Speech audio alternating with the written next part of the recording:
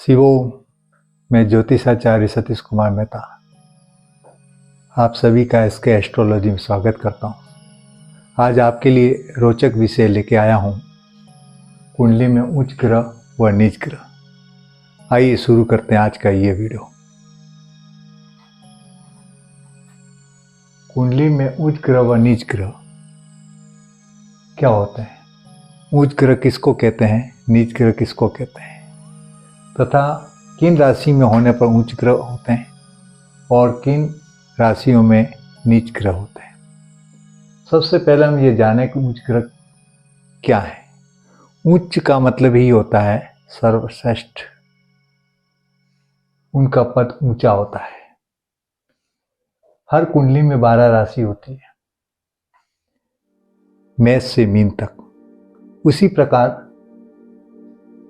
हर कुंडली में यह प्रथम भाव होता है, जहाँ से हम गिनती शुरू करते हैं। प्रथम, दूसरा भाव, तीसरा भाव, इस तरह से। जब ग्रह बैठते हैं तो हर भाव में कोई न कोई राशि लिखी होती है, हर खंड में कोई न कोई राशि लिखी होती है।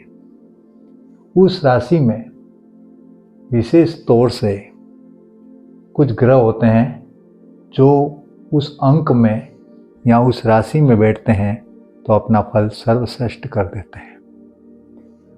इसमें सबसे अच्छा परिणाम आता है, सर्वश्रेष्ठ ग्रह कहलाता है उसका भाव, उसके फल सर्वश्रेष्ठ रहेंगे, परिणाम अच्छे आएंगे, 100% आएंगे।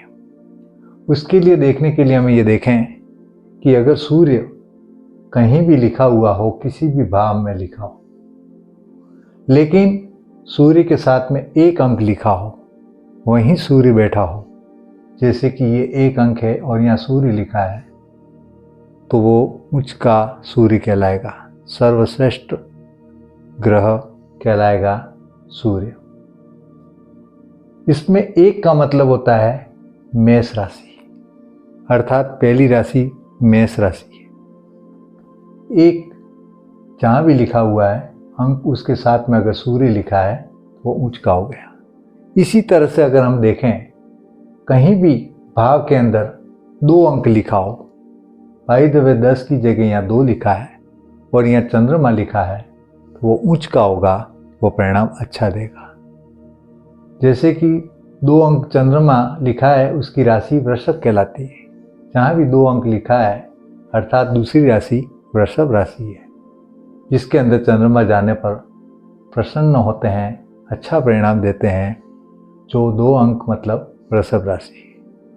अब हम अगर परिणाम की बात करें तो सूर्य अगर 1 अंक में लिखा है तो बड़ा व्यक्ति महत्वाकांक्षी होगा, बहुत मान प्रतिष्ठा प्राप्त करने वाला होगा, उसके कर्म श्रेष्ठ होंगे, सूर्य की तरह वह प्रकाशित होगा, वह हर काम में बुद्धिशाली, तेजस्वी, ओजस्वी होगा, उसकी वाणी तेज ओजस्वी होगी। वह व्यक्ति हर जगह मान सम्मान प्रतिष्ठा के साथ उच्च महत्वाकांक्षी होगा। इस तरह से हम मानेंगे। अगर चंद्रमा है 2 अंक के अंदर, किसी भी भाव में 2 अंक के साथ में चंद्रमा लिखा है, तो वृषभ राशि में उच्च का है, तो उसका मन, चंद्रमा का मतलब होता है मन उसका अच्छा रहने वाला, हमेशा सदा प्रसन्न रहने वाला, अच्छे विचार वाला, और उसके हर कार्य में अच्छे विचारों के साथ वह चलने वाला होता है। इसी तरह से हम आगे देखें, गुरु अगर 4 अंक अर्थात राशि कर्क होगी, जैसे 4 अंक है, यहाँ गुरु लिखा हुआ है, तो वह कर्क राशि कहलाएगी, और कर्क राशि में गुरु हमेशा उच्च का होता है। तो हम ये देखेंगे कि जहाँ 4 अंक लिखा और वहाँ गुरु है तो उच्च का है। गुरु किसका प्रतिनिधित्व करता है? गुरु ज्ञान का है, गुरु बुद्धि का है, बड़े बड़े लोगों से मिलने वाला राजनीतिक व्यक्ति है। गुरु बहुत ज्ञानशील व्यक्ति है, ज्ञानवान है, अर्थात उसका ज्ञान उच्च लेवल का है, इसीलिए वह कर्क राशि का उच्च का गुरु माना जाता है। इसी प्रकार से हम देखें, 6 अंक में अगर बुध लिखा है, 6 अंक का मतलब कन्या राशि में, बुध होगा तो बुद्धिमान व्यक्ति होगा, वह तर्क वितर्क में बहुत होशियार होगा और मैथ्स में बड़ा इंटेलिजेंट होगा, हिसाब किताब में। तो बुध मतलब बुद्धिमान, हम कह सकते हैं परिणाम पूर्ण तरह देगा। इसी तरह से अगर हम देखें 7 में शनि अर्थात तुला राशि, 7वीं राशि आती है तुला राशि।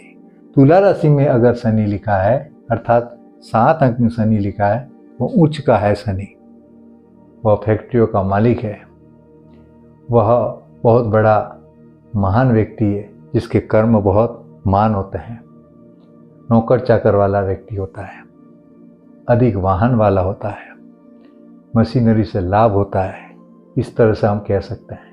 इसी तरह से अगर देखें 10 अंक में मकर राशि होती है 10 अंक जिसमें मंगल हो, जहाँ 10 अंक लिखा है अगर मंगल है, मंगल मतलब सेनापति, बहुत साहसी हिम्मती व्यक्ति होता है, इस तरह से हम इसका परिणाम जान सकते हैं।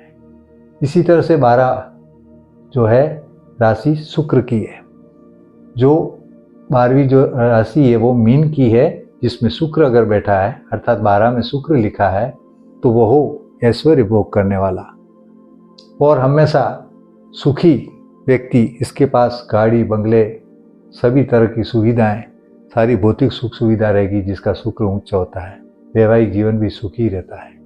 इस तरह से हम कह सकते हैं अगर शुक्र 12 अंक के साथ में या मीन राशि में लिखा हुआ है। इसी तरह से 3 अंक में राहु लिखा है अर्थात 3 अंक मतलब मिथुन राशि है, इसके अंदर लिखा हुआ है तो ये समझें कि राहु आकस्मिक लाभ देने वाला है, ये लॉटरी खोलने वाला है, इस तरह से कई बार अचानक धन प्राप्त करने वाला है। और अगर 9 अंक में केतु लिखा है अर्थात 9वीं राशि धनु की है, इसमें केतु अगर लिखा है तो वो मोक्ष प्रदाता है और हमेशा आकस्मिक लाभ और हानि कराने वाला रहता है, लेकिन ये उच्च का है तो हमेशा लाभ देगा। अब हम चलते हैं नीच ग्रह। अगर यही ग्रह इन राशि में हो तो बहुत अच्छा परिणाम देते हैं। अब इसके जस्ट अपोजिट नीच ग्रह अगर 7 में सूर्य लिखा है अर्थात तुला राशि में लिखा है तो वो मान सम्मान से बहुत कमी पाता है या मान सम्मान नहीं मिलता है, अपयश मिलता है और ये व्यक्ति असफल रहता है। इसके बाद में 8 अंक अर्थात चंद्रमा वृश्चिक राशि का, 8वीं जो राशि है वो वृश्चिक राशि है, इसमें अगर चंद्रमा है तो वह मन से कायर, मन से डरने वाला और मन में दुर्विचार आने वाले और नेगेटिव थिंकिंग वाला व्यक्ति होगा।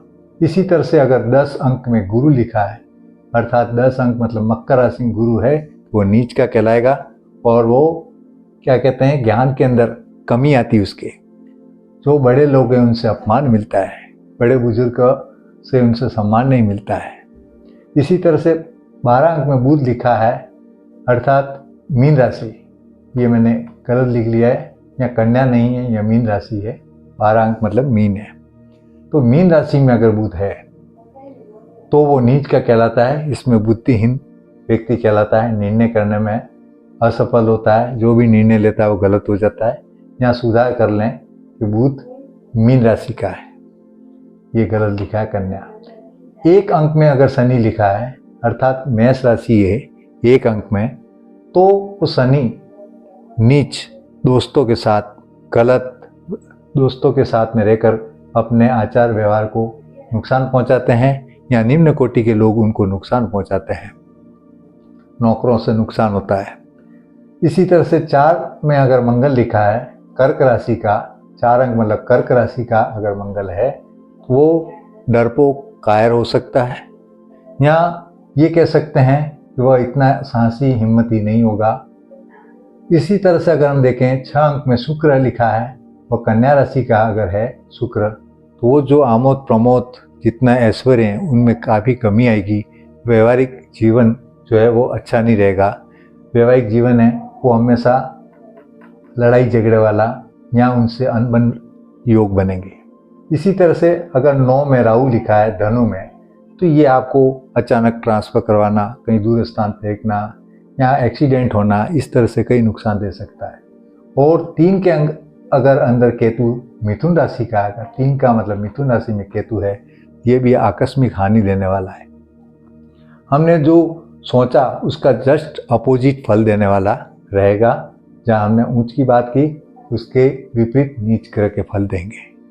आज हमने ये जाना कि कुंडली में उच्च ग्रह और नीच ग्रह क्या फल देते हैं। मैं उम्मीद करता हूँ कि ये वीडियो आपको पसंद आया होगा। आगे भी उम्मीद करता हूँ कि ये ऐसे वीडियो आपको देखने के लिए इस वीडियो को लाइक करें, मेरे चैनल को सब्सक्राइब करें। धन्यवाद।